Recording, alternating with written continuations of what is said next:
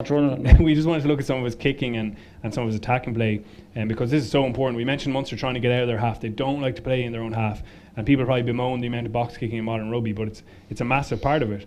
And like, while he is the best player, it's all about his teammates kind of facilitating. He's always directing them. You can see him here. He just wants a bit more kind of cover over the ball on that side, and you'll see Keeley go there. Archer will come in. Everyone's just trying to work to get Murray the best position to kick.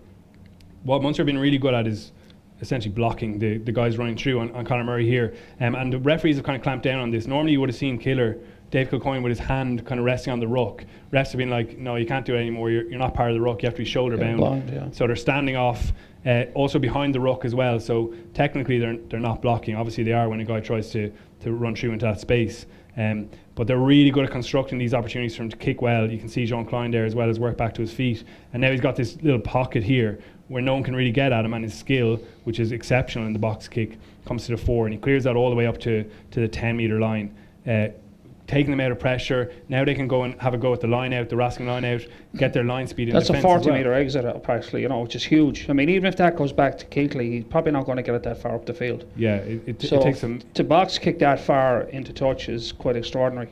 Well, Keely's also more likely to get blocked down, isn't he? And he's deeper as well. He's another 10 or 12 metres back when he gets it, and there's more pressure on him. So, and the thing about that is that because Murray does that, you can go to Keighley as well at an off, and they mix the pressure point on the defence. Don't know like who's going to kick, is it Murray or Keighley? So that takes pressure off Keighley as well. Like, if everything, I remember like probably one of the things Raj did really well in his time, because Peter Stringer didn't kick the ball a lot, if at all. Raj was always the focal point for the op. They knew he was getting it. So, but that can take a lot of pressure off Keighley, Yeah, and they also use it as an attacking weapon. Like, it's not just in their own half. We see them box kick when they're in the opposition half as well. And even here, like, he's glanced early. When we come into the clip, he still actually hasn't glanced down the other side. He's glanced early, so he knows the pocket of space he's going to identify. And it's an incredibly difficult skill, probably underrated. Like, he's just getting that large step backwards, giving himself a bit more space, and his head down over the ball.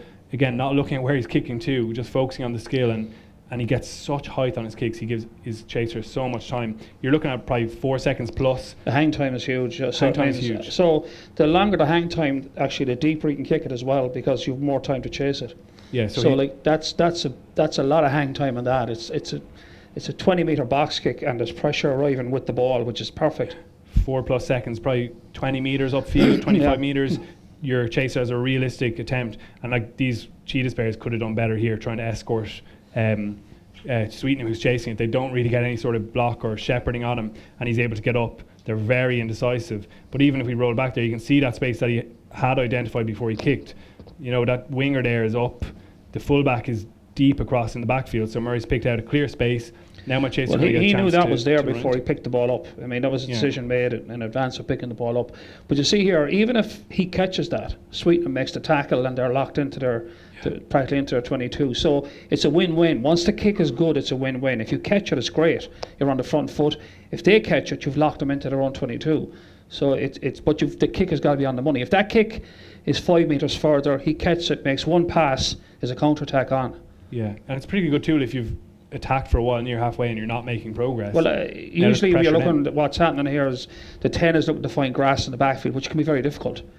But if he can do that for you, if he can get you right into that backfield with a chance of winning the ball back, that's a good position to be in. And Munster win a penalty there, 35 metre gain upfield, win a penalty, you're straight on the attack. This is like 30 seconds after he comes on the pitch. I think everyone probably saw this one, but it's another example of, you mentioned to me earlier on, like a scrum half who's like a back row. Yeah, he's very powerful. Yeah, he's hugely powerful, and he's physical. So like, he's not just a guy who can pass and kick, he can run over you as well, which is a bit of a nightmare for the fringe defence, Yeah, and his decision making is so good.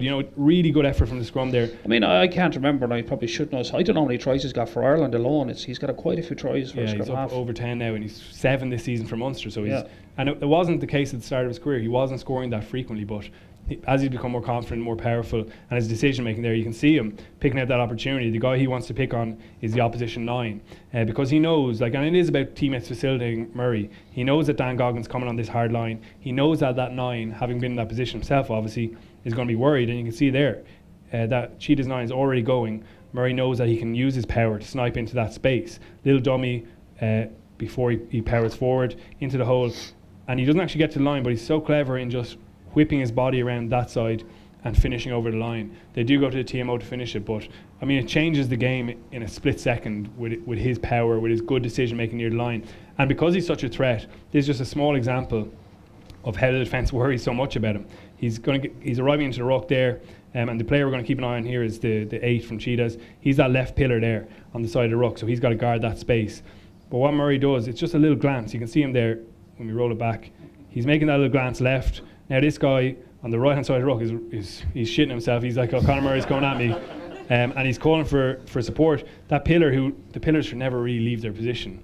He's going to go, as soon as he goes, Murray waits, bides his time, he sees him make that move, and that's when the pass goes. He doesn't even slide himself. He has to go, because Munster have an attacker. That's a 2-on-1 there.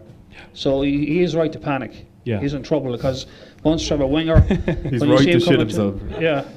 And he's got to go, but what's got to happen is when he goes, fold in. He's got to push in, or he's got to get out. But you see Munster hold him in. Yeah. Smart play. But he's got to push over straight away. But Murray sees it a mile off. Yeah, and Jack O'Donoghue just, again, when you talk about forwards footwork, just getting into that space where the 8 is vacated. And they don't make a big gain line, but it's a simple little look from Conor Murray that's like, well, it's a big gain line because you're 5 metres out. Like the value of real estate changes as you get near the goal line, you know. Yeah, teasing the defence. So yeah, he's so important to Munster in so many different ways.